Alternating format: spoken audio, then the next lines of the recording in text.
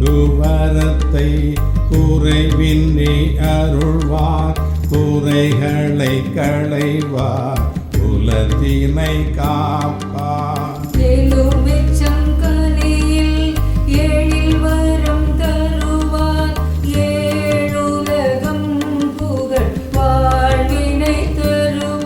ஓம் சாய்ராம், ஜெய் சாய்ராம்.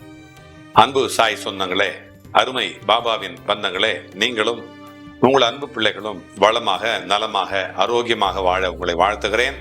உங்களுக்காக எல்லாம் வல்ல சத்குரு சாயப்பாவிடத்திலே பிரார்த்தனை செய்கிறேன். இதோ கூட்டு பிரார்த்தனை கூடுதல் நன்மை தரும், பிரார்த்தனை கைகூடும். இந்த நாள் இனிமையான நாளாக அமைய உங்களை வாழ்த்துகிறேன். உங்களுக்காக எல்லாம் வல்ல சத்குரு சாயப்பாவிடத்திலே பிரார்த்தனை செய்கின்ற பொழுது, இந்த நாள் காலை பிரம்ம முகூர்த்தத்திலிருந்து இதுவரை இந்த பிரார்த்தனைகளை படித்துக் கொண்டு வருகிறோம், செய்து கொண்டு வருகிறோம். இந்த பிரார்த்தனையானது வண்டலூர் வழித்துணை பாபாவினுடைய கூட்டு பிரார்த்தனை கோபுரத்தினுடைய அந்த குழுவினர் அனைவரும் இதை அறிந்து கொண்டிருக்கிறார்கள், உங்களையும் சேர்த்துத்தான். ஆக இன்றைய பிரார்த்தனை சுதாகர் என்பவர் எழுதுகிறார். சுதாகருடைய பிரார்த்தனை, அன்பான சாயப்பா, சாய்ராம்ஜி அப்பா, எனக்கு என்னுடைய வீட்டில் நானும் என்னுடைய சகோதரரும் வாழ்ந்து வருகிறோம். என்னுடைய சகோதரர் மிகவும் செல்வந்தர். என்னை எள்ளி நகையாடுகிறார். என்னுடைய வறுமையை அவர் மகிழ்ச்சியாக எடுத்துக் கொள்கிறார். அதிலிருந்து எனக்கு அவமானம் ஏற்படுகிறது. அந்த அவமானத்தை தாங்க முடியவில்லை. நானும் என்னுடைய மனைவியும் கூனி குறுகி அவருக்கு முன்பாக இருக்கிறோம். இதற்காக அப்பா எங்களுக்கு இதற்கு ஒரு வழி செய்து என்னை வறுமையிலிருந்து தூக்கிவிட்டு என்னை ஆளாக்க வேண்டும் என்று பிரார்த்தனை செய்கிறார் சுதாகர். நல்ல பிள்ளை, நம்முடைய பிள்ளை. நம்முடைய பிரார்த்தனை கோபுரத்திலே மிகுந்த பக்தியுடனும் அன்புடனும் வந்து தொடர்ச்சியாக செய்து கொள்ளிருக்கிற பிள்ளை. உண்மையிலே அவருடைய சகோதரரை போல அநேக சகோதரர்கள் இருக்கிறார்கள். வசதி வந்து விட்டால் அடுத்தவர்களை அவமானப்படுத்த வேண்டும் என்பது அவசியம் இல்லை. வசதி அதிகரிக்க அதிகரிக்க புத்தி கெட்டு போயிடும் இல்லையா? ஆணவம் அதிகரிச்சிடும். ஆணவத்துல அந்த வெற்றி அப்படிங்கிறது, அந்த செல்வத்தினுடைய வெற்றி அப்படிங்கிறது தற்காலிகமானது, சக்கர மாதிரி தான். எப்படி நான் அடிக்கடி துன்பப்பட்டு வரக்கூடிய அந்த பிள்ளைகளுக்கு சொல்வேன், எப்படி உனக்கு சந்தோஷம் போயிடுதோ அதே மாதிரி இந்த துக்கமும் போயிடும், இந்த பிரச்சனையும் போயிடும். அதனால எப்பவுமே தாமரையில தண்ணி மாதிரி வாழுங்க அப்படி சொல்வேன். இந்த வெற்றி அப்படிங்கிறது தற்காலிகமானது இல்லையா? முடிவு ஆணவத்தினுடைய முடிவு அவலம் நிரம்பியது. அதனால்தான் வசதி அதிகரித்தாலும் கூட, பெரும் பதவி கிடைச்சாலும் கூட, அந்த நிலை மாறக்கூடியது அப்படிங்கிறத நாம நினைக்கணும். ஒரு நிர்வாக பொறுப்பை அதிர்ஷ்டத்தினால அந்த பொறுப்பு அல்ல, புத்தி கூர்மையினால மட்டுமே அந்த நிர்வாகம் செய்ய முடியும் அப்படிங்கிறத அந்த சகோதரர் நினைச்சுக்கணும். ஆற அமர சிந்திச்சு தான் முடிவெடுக்கணும். அதே நேரம் காலம் என்பதுங்கிறது பொன் போன்றது. இப்ப பேசிக்கிட்டு இருக்கேன், இந்த காலம் ரொம்ப முடியுது, ஸ்க்ரோலிங் பண்ணிடுறோம்ல, அடுத்து என்ன பேச போறாருன்ட்டு. அந்த காலம் அவ்வளவு முக்கியமான விஷயம். அதனால்தான் வள்ளுவர் சொன்னார், நாளென ஒரு சிறிது உயிர் ஈரும் வாழது உணர்வார் பெரியன் அப்படின்னு சொன்னார். ஒரு நாள் அந்த ஆப்ஜெக்ட், நாளுங்கிறது ஆப்ஜெக்ட் மாதிரி. அந்த ஒரு வால் போகும்போது, மூவ் ஆகும்போது, ஒரு பல்லு போகும்போது கட்டாவது வாழ்க்கை. நாளென ஒரு சிறிது உயிர் ஈரும் வாழது உணர்வார் பெரியன் வள்ளுவர் சொன்னார். தாமதத்தை நம்ம தவிர்க்கணும். இந்த மாதிரி நிறைய பிரச்சனைகளை, நிறைய பிரார்த்தனைகள் பார்க்கிறோம். எந்த பிரச்சனைனாலும் நாம தான் முடிவெடுக்கணும். அந்த முடிவு எடுக்காம பிரச்சனையை தள்ளி போட்டு வரக்கூடாது. பிரச்சனையை அதன் போக்கில் விட்டுட்டு நம்ம பாட்டு போயிருக்கக்கூடாது. சரியோ தவறோ அந்த நேரத்துல, அந்தந்த நேரத்துல அப்பப்போ முடிவெடுக்கணும். முடிவெடுப்பது சரியா தவறா அப்படிங்கிற சந்தேகத்திலேயே, தயக்கத்திலே விட்டுட்டு பல வாய்ப்புகள் நம்ம கை நழுவி போயிடுது இல்லையா? அந்த கீழ்மட்டத்துல உள்ள அந்த எதிர்ப்புகளை அந்தந்த நேரத்துல சரி செய்யணும், வளர விடக்கூடாது. பொதுவான விஷயங்கள்ல, குடும்பத்திலையும் சரி, தொழிலையும் சரி, நம்ம கடைகள்லையும் சரி, அலுவலகத்திலையும் சரி, பல பேர் இருக்கிறதுனால கருத்து வேறுபாடுகள் நிறைய வர்றதுக்கு வாய்ப்பு இருக்கிறது.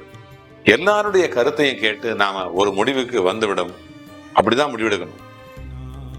பாதிப்பு இருந்தா சம்பந்தப்பட்டவங்களை கூப்பிட்டு விளக்கி சொல்லி சமாதானம் செய்யணும். தனிப்பட்ட பிரச்சனைகளை நாமளே ஆராய்ஞ்சு முடிவெடுக்கணும். இப்ப எல்லாருமே எல்லாத்துக்குமே திருப்தியா போறதில்லை இந்த உலகத்துல. அதனால சில முடிவுகள் சிலருக்கு பாதகமா அமைஞ்சிடும் இல்லையா? நம்மால முடிஞ்ச அளவுக்கு நல்லது செய்யணும். இரக்கம் பார்த்து பொறுப்பை சரியா நிறைவேற்றாம இருக்கக்கூடாது. நாம பிறர் சொல்றதை கேட்டு கவனிச்சு கேட்டு ஆராய்ச்சி பார்த்து நமக்கு நாமே ஒரு முடிவெடுத்துக்கணும். நாம யாரையும் வேண்டியவர் அப்படின்னோ எதிரினோ யாரையும் முடிவெடுக்க கூடாது, யாரையும் எதிரியா ஆக்கிக்க கூடாது. நம்முடைய கருத்தை பிறர் மீது திணிக்க கூடாது. பிறர் மற்றவங்க சொல்றதையும் கேட்கணும், காது கொடுத்து கேட்கணும். எந்த காரணம் கொண்டும் எல்லாம் நமக்கு தெரியும் அப்படின்னோ பிறருக்கு எல்லாருக்கும் ஒன்றும் தெரியாது அப்படின்னோ அகம்பாவம் இருக்கவே கூடாது. எந்த காரணம் கொண்டும் மற்றவங்க மேல பொறாம இருக்கக்கூடாது. பொறாம நம்முடைய மனசுல இருக்கிறது நமக்கே தெரியாம சில நேரங்கள் இருக்கும். அது மாதிரி இருக்கக்கூடாது. மற்றவங்க நம்மளை நம்பும்படி நாம நடந்து கொள்ளணும். நம்பினவங்களை எந்த காரணம் கொண்டும் நம்பிக்கை மோசம் செய்யவே கூடாது. மற்றவங்களை உதாசீனப்படுத்தியோ எடுத்தெறிஞ்சோ பேசக்கூடாது. எல்லாரும் ஆசாபாசங்களை நிறைஞ்ச பக்தர்கள் தான், மனுஷர் தான். அதே மாதிரி தனக்கு கீழே வேலை செய்யற அவங்கள வீட்டிலையும் அலுவலகத்திலையும் நல்லபடியா நடத்தணும். அவங்களுடைய சுக துக்கங்கள்ல நாமளும் பங்கெடுத்துக்கணும். எந்த காரணம் கொண்டும் வீட்டில் இருக்கிறவங்கள்ட்ட கோபத்தை வெளியில காட்டவே கூடாது. தன்னை பத்தி எல்லாம் எனக்கு தெரியும், நான் உயர்வானவன் அப்படின்னு உயர்வாகவோ, எனக்கு என்ன தெரியும், எனக்கு என்ன தெரிஞ்சிட போகுது அப்படின்னு குறைவாகவோ நம்மளை மதிப்பீடு செய்யக்கூடாது. மற்றவங்க கிட்ட பேசும்போது எனக்கு என்னப்பா தெரியும் அப்படின்னோ, எனக்கு எல்லாம் தெரியணும் பேசிடவே கூடாது. மனசுல சாந்தி இருக்கும் பொழுதுதான் ஆனந்தம் அப்படிங்கிறது ஏற்படுது. இதெல்லாம் இருந்தா மனசுல சாந்தி இருக்கும், ஆனந்தம் கிடைச்சிடும். அதே மாதிரி மனசுல காம குரோத இந்த மாதிரி தீய குணங்களை ஒதுக்கி வச்சிடணும். கோபம் குடிய கெடுக்கும். கோபம் வந்துச்சுன்னா நல்லது கெட்டது தெரியாம பேசிடுவோம். அதுக்கப்புறம் என்ன செய்வோம், ஐயையோ இப்படி பேசிட்டுமே அப்படின்னு நாமளே நமக்கு வருத்தப்படுவோம். கோவிச்சுக்கிறதும் அதுக்கப்புறம் அப்படி ஏன்டா பேசணும் அப்படின்னு நினைச்சுக்கிறதும் வருந்துறதும் அதை தவிர்க்கணும். பணம் இருந்தும் வணக்கமா இருப்பவன் உயர்ந்தவன். எப்படி? பணம் இருந்தும் வணக்கமா பணிவா இருக்கிறவன் உயர்ந்தவன். பலம் இருந்தும் பொறுமையா இருக்கிறவன் வீரன். பலம் இருந்தும் பொறுமையா இருக்கிறவன் வீரன். ஆசையினாலேயோ துவேஷத்தினாலேயோ செய்யற காரியங்கள் தள்ளி போடும், தான் ஒருவனை பாவத்துல தள்ளிவிடும்.